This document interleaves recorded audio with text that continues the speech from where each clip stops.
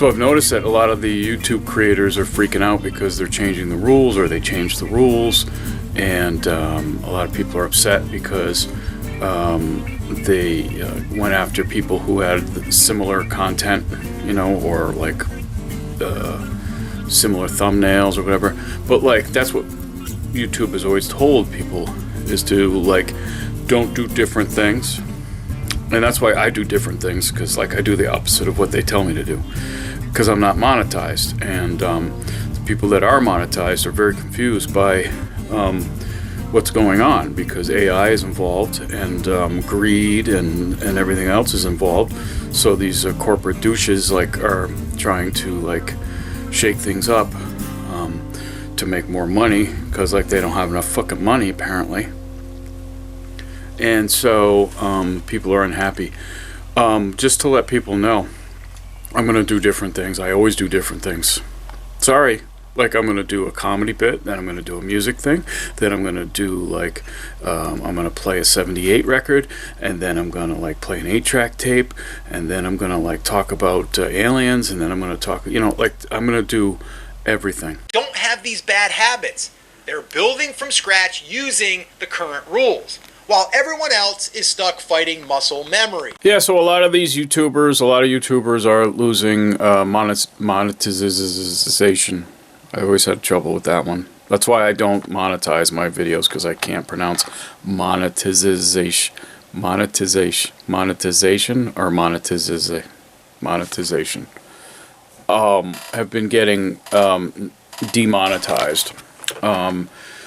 Basically, my channel is a junk store. Like, I want people to like a nice junk store. Like, so like, and I love junk stores. I call them junk stores, but like a used store where you have like just various things, a bunch of shit, like old stuff, you know, like cool old stuff. Like, oh, here's like an old hat. Here's like a record. Here's like this, and here's like that. That's my channel. My channel's a sort of a junk store. Welcome, you know, come on in, you know, take a look, you know, and that's the way it is. So like, if YouTube doesn't like that, that's fine. I don't know, they want us all to be corporate tools and working for them, and you know, be brainless, brain rotted, fucking smartphone addicted people. But like, I'm a little too old for that. So like, I remember the 20th century. So my YouTube channel is basically that cool corner junk store in a area where you get vintage clothes, and you can get like this and that. That's my, come in and browse. That's all I can say. Come in and browse.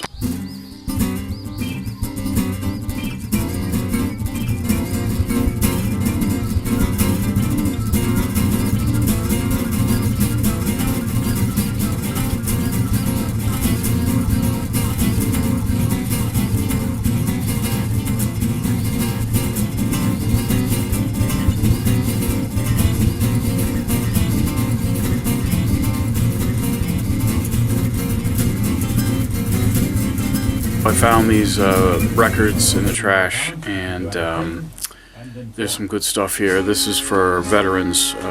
They were records for the military, and I got a neat one here that I think I'm going to try to post. There's going to be some, definitely going to be some copyright flags on these, but what are you going to do?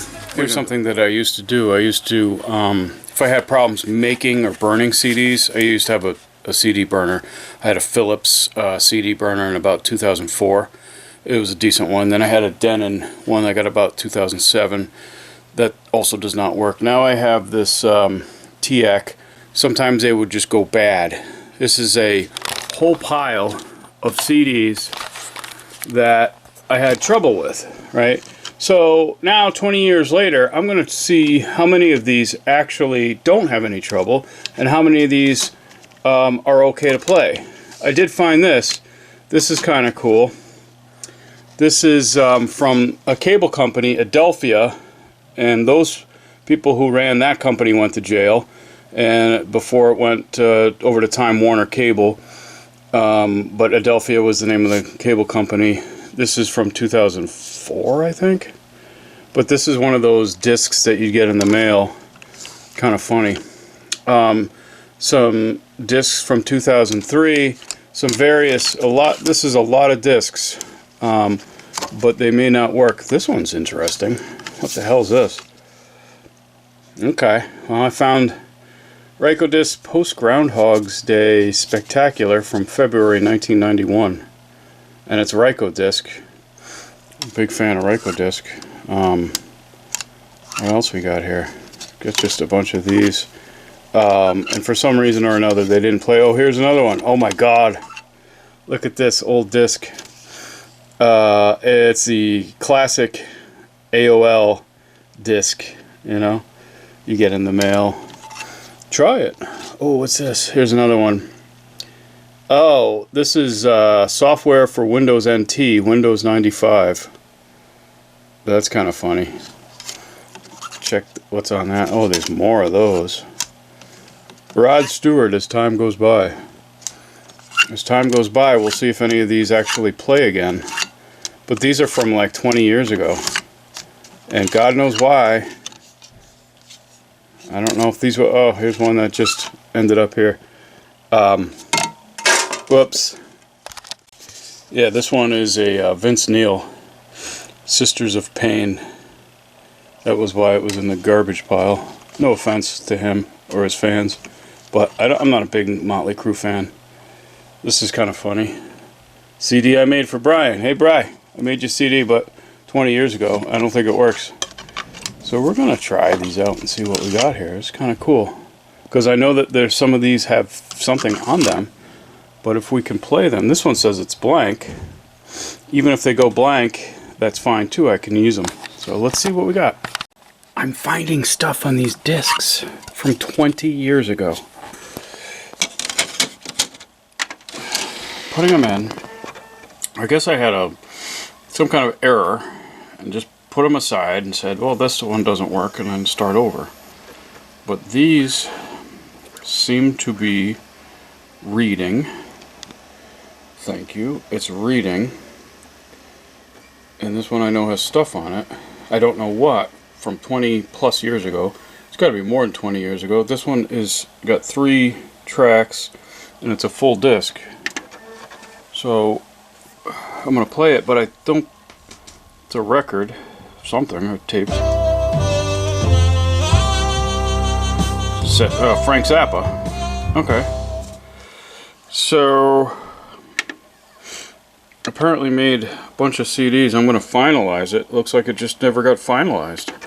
You know, maybe I just was drunk when I made the CD and then didn't... Oh, this got a record error. So this one is definitely like a bad one. And now it says no disc. But I'm finding that a few of them are actually finalizing, and I'm recovering the data of the songs from them, which is awesome. So I'll have a new batch of new music to listen to, old music, and now it's having trouble opening. Sometimes that happens. You got to turn it off and on. The discs sometimes cause the players to freak out a little bit for some reason. So for my buddy Brian, hey dude, I made you mixtape. We called them mixtapes even when they were on CD, because mixtapes is fun.